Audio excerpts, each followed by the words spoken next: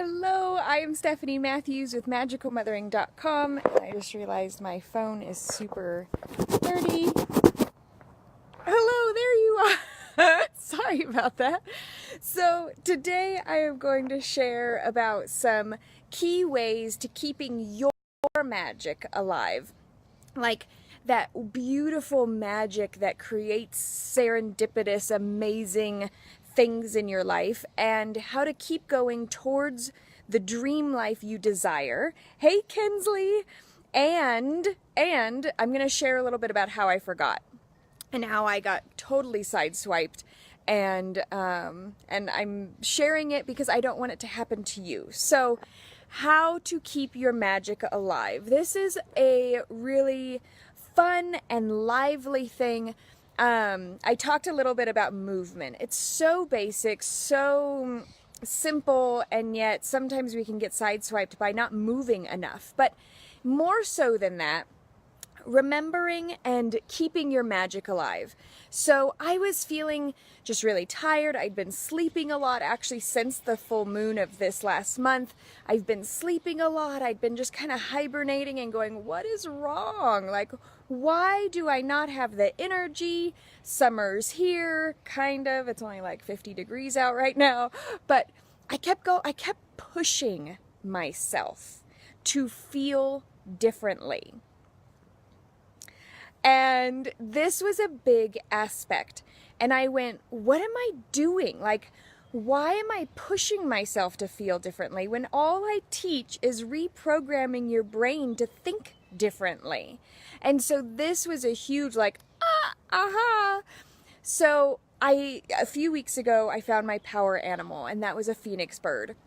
And more so than that, there was this really big visual in my life of like, summer is coming. As we're going towards summer solstice, the fire in the sky, like, what fire do I need to bring into my life? What fire do I need to pull into my life? And I'm feng shuiing my house even. Hey, Raven!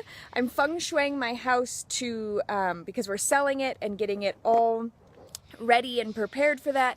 And so it was missing fire in every single room, the fire element. And I'm like, okay, I understand. Balance. How are we not in balance? This is the same thing with when I've been doing my auric dancing. I'm balancing my chakras, and I've realized I've been so out of balance. And this is something to just tap into, to just take a moment and tap into that space of, where am I out of alignment? Even with the elements, looking around your house, it'll become very clear about where your attention has been going. It'll become very clear as to where all of your thoughts. So there's 5 elements, right? So we've got fire, water, earth, why am I blanking? Metal. Are there 5? 4? Okay, so you can help me if I missed one. But anyway, look up feng shui and go through your home and make sure that these elements are active. Start wearing colors that might be a little lacking in your life. Like, we live in the forest, so I have to wear a lot of fire to burn away the wood element. Fire. I'm wearing my fire colors. And I realized that my house is made of all wood paneling, so it needs lots of metal to destroy the wood element, and then fire to kind of like revitalize it. So this is just thinking outside the box. I think that's what this is all going towards. When you're feeling like you've lost your magic, you had it. It was in your grasp, you had it, you were on fire, and then all of a sudden it slips through your fingers and you're going, oh, where'd my magic go? No, I just yelled. Okay, I know I'm off. I just did a bath night. I've been doing my things. Or maybe you haven't been. I missed a bath night for 2 weeks and caught up this week. But hey, Dorothy, it's all important. It's not a matter of just one thing or another. And I think this is where we get lost. We get lost in this fact of like, okay, if I'm doing this, then I can kind of forget about that. But it's really about balancing and incorporating and implementing all of it. All of it. And that's where having something like the Bringing the Wild Within planner comes in handy. To incorporate and bring into your life all of it. Oh, yay, Dorothy. I hope this like ding was exactly what you needed, because this is big. This is a big thing when I go, well, I just did a bath night and that didn't work. Well, it did work. It just wasn't all of it. Or I spent some time in nature today and I'm still feeling off. That wasn't all of it. And that's why the 7 pillars of the day are so vital. The 7 pillars really help you know, are you eating right? Are you moving? Are you doing your bath night? Are you doing your techniques? Are you doing your money honey? Are you doing your magical mother? Are you doing it all? Because that's what it takes to stay in your magic. You think Tony Robbins just does some things sometimes, or he's like, oh, I did my affirmations and it's not working. No, he does it all the time. And guess what? It's not exhausting. It's exhilarating. What's exhausted is your mind games. Your mind games saying, that takes too much work. You have to create a rhythm. You have to put it in your schedule. You're not going to be able to do it all. You can't. Nobody can. Yes, they can. And yes, you can. Tony Robbins. Tony Robbins is, I love the movie I'm Not Your Guru. He is one of the top motivational speakers in the world. And he has some crazy rituals that he does to keep his magic and his vibration and his energy up, up, up. So I Am Not Your Guru is a documentary about Tony Robbins, and it's amazing. But if you look at him, he doesn't sit on his ass all day on Facebook. I can tell you that. And, you know, this is where we have got to kick ourselves in the asses and get off of our seats, and really look. You have mixed feelings about him, and that's okay, but he's a go-getter. And he's definitely a manifester, which I am not. I'm a manifesting generator. You're most likely a manifesting generator, Raven. And so, it's one of those things where you look at people who are in their magic, though. So Raven, I think that's what I'm getting at. You look at people who are in their magic. It's not going to be your magic, but they're in the zone all the time. How do they do it? Because they do it all the time. They practice all the time. So I want to share a little bit. I've been kind of feeling like the house isn't selling. We bought a vehicle to be able to tow our trailer with.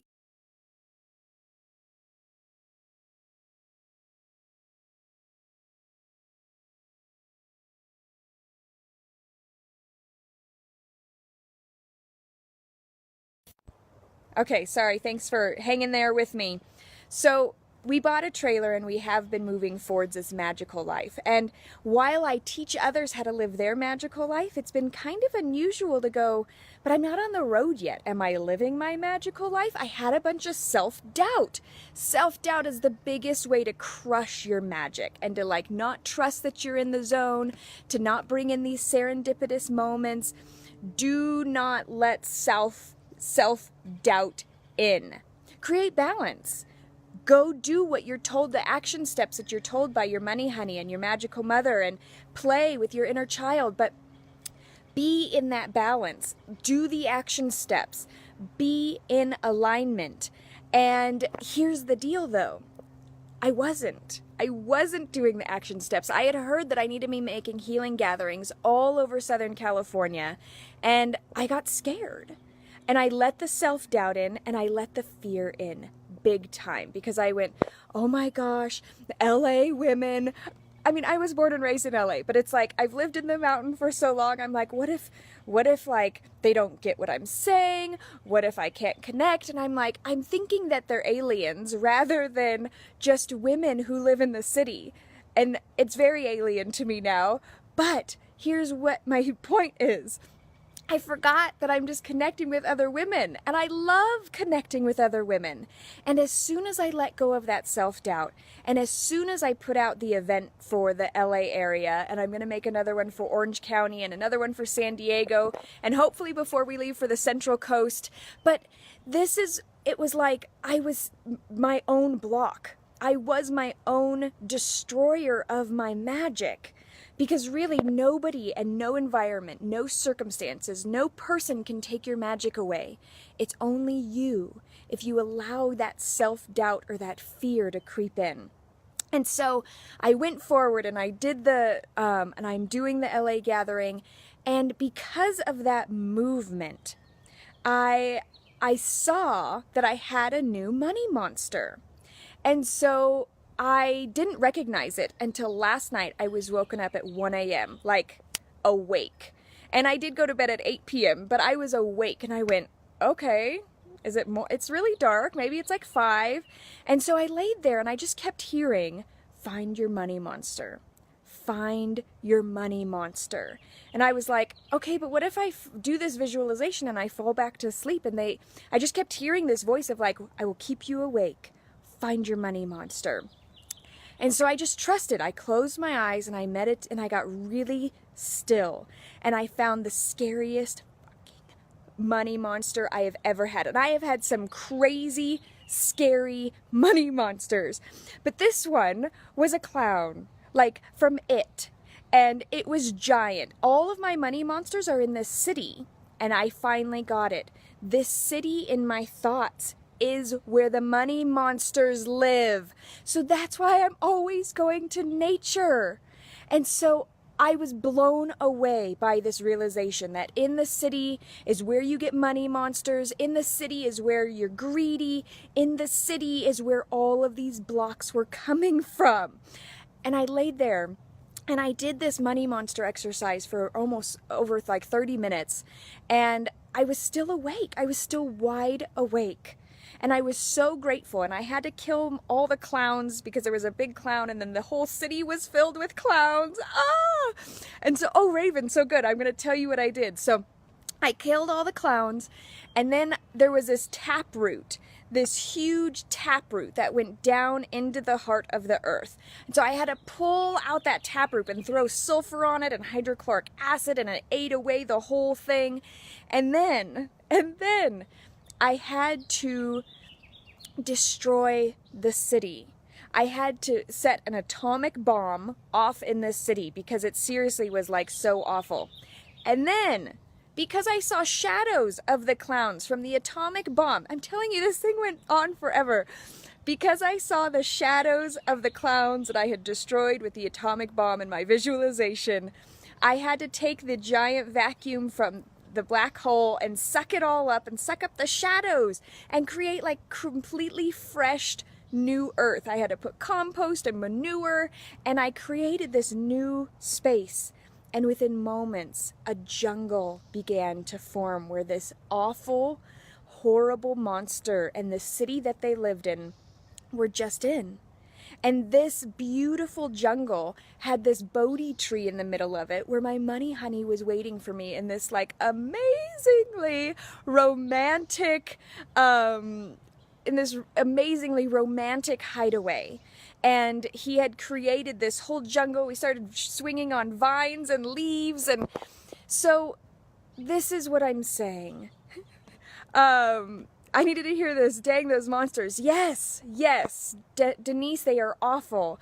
And so when we go in and we get brave enough to destroy the fear that is keeping us back from our magic, nobody can take our magic. Only we can.